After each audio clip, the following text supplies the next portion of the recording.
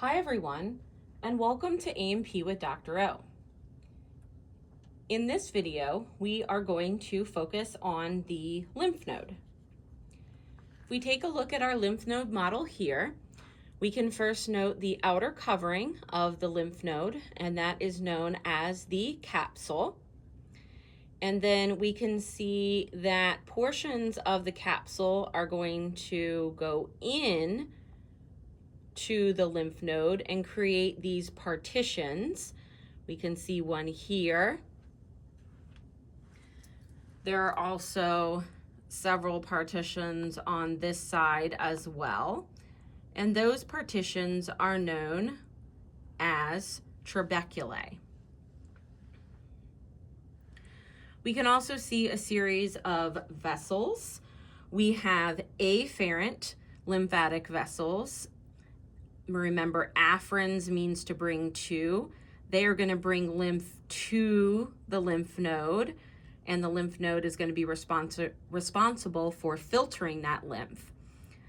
Again, afferens to bring to. This is then an afferent or afferent lymphatic vessel.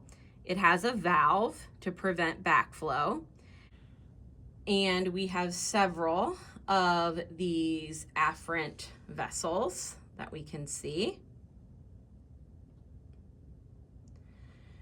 And then we also have one efferent or efferent vessel right here.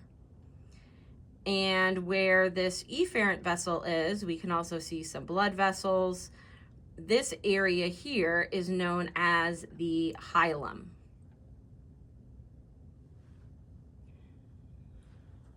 Lymph again is going to enter through this afferent vessel, and then it's going to enter a space underneath the capsule.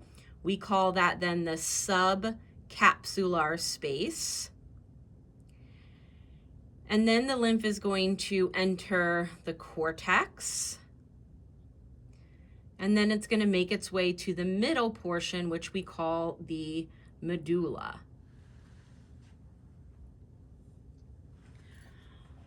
Once we are looking at the middle portion or medulla, we can see these medullary sinuses right here. And those medullary sinuses are separated by these cords, these medullary cords. So the sinus is the cavity where we're going to collect that lymph, and then these medullary cords, they are going to be elongated masses of dense lymphoid tissue that we are going to see again between the sinuses. Here we would have a sinus, and then these would be our medullary cords here.